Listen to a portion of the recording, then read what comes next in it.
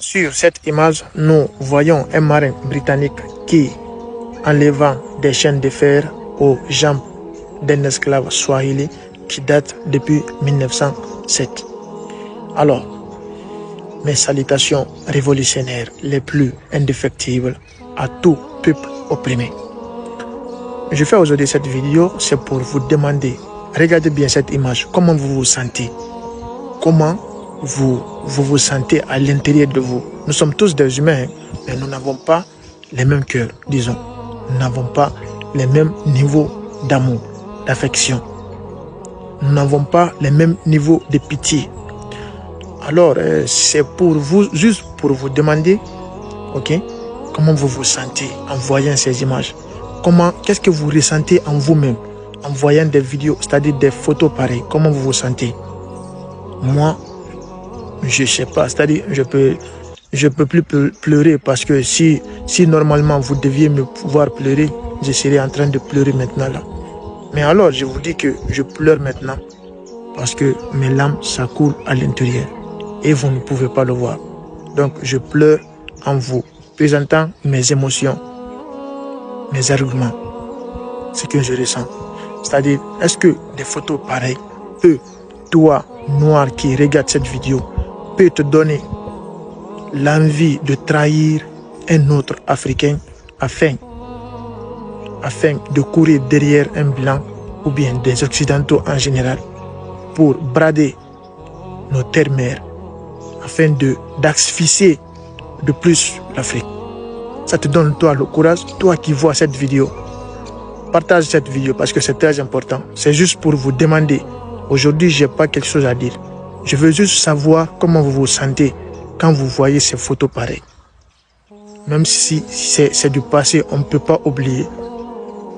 Et arrêtez de dire, nous pouvons pardonner mais jamais oublier. Déjà, j'ai fait une vidéo sur ça, donc j'en reviens pas dessus.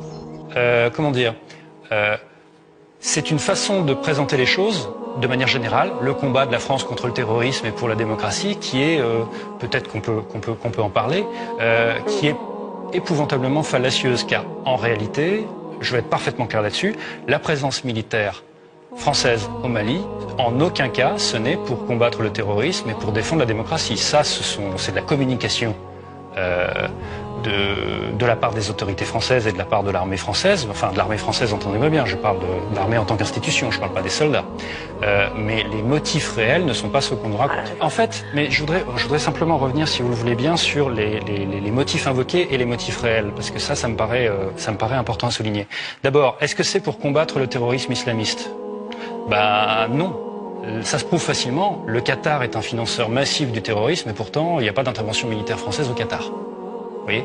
Donc c'est pas ça. Est-ce que c'est pour combattre... Il y a moins de poches de djihadistes au Qatar qu'au Sahel mais je vous parle sur le terrain. En termes de dangerosité, de propagation du terrorisme, le Qatar est infiniment plus dangereux que les combattants du nord du Mali. Vous comprenez? En termes de danger Et pourtant, il n'y a pas d'intervention militaire française au Qatar. Donc c'est pas pour ça. C'est pas non plus pour combattre l'islamisme. Parce que une grande puissance islamiste, dangereusement islamiste aujourd'hui, c'est l'Arabie Saoudite. Et l'Arabie Saoudite, la France lui vend des armes. C'est pas non plus pour rétablir la démocratie ou pour défendre la démocratie au Sahel, parce que, je sais pas vous l'apprendre, au Sahel, l'armée française bombarde les rebelles qui combattent la dictature de Déby au Tchad. Donc la France n'est pas un défenseur de la démocratie au Sahel.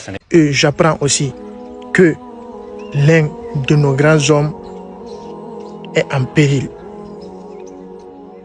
Juste à cause de l'intérêt des Occidentaux. Pourquoi? Parce que eux, ils sont là à protéger l'intérêt de leur peuple, de leur génération. Et encore, il y a des lâches parmi nous qui courent derrière eux afin de protéger l'intérêt de ceux avec qui ils travaillent.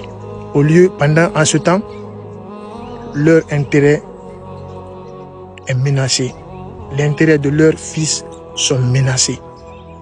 C'est-à-dire, des fois, je me demande si c'est une malédiction pour la communauté noire. Comment tu peux accepter de courir derrière quelqu'un qui protège son intérêt, sa famille, et te demande de collaborer pour que vous puissiez mettre en danger la vie de tes frères noirs. Il n'y a que les noirs qui peuvent accepter ça. Il n'y a que des noirs. Parce que les peuples arabes que je connais n'auront jamais le courage de faire ça. Vous ne voyez pas même des simples Marocains, des simples Maghrébins qui sont parmi nous. Tu touches un seulement, c'est deux qui viennent. Si tu touches un seulement, c'est 5 qui viennent. Ils viennent en groupe. Parce qu'entre eux, ils s'aiment. Jamais tu n'auras le courage de donner de l'argent à un Marocain pour partir tuer un Algérien. Jamais. Même s'ils ne sont pas d'accord entre eux. Mais toi, étranger, tu ne viendras jamais leur faire cette proposition. Il n'y a qu'un noir ivoirien qui peut accepter de faire du mal à un noir nigérien. Il n'y a qu'un noir sénégalais qui peut accepter de faire du mal à un noir guinéen. Il n'y a qu'un noir congolais qui peut accepter de faire du mal à un noir gabonais. Il y en a marre. Nous ne sommes pas maudits. Les autres ne sont pas des machins. Et nous ne sommes pas des... Il y en a marre. Il y en a marre, les gars. Vous faites honte des gens qui courent derrière ces gens. Vous faites honte. Que le réveil soit. Merci.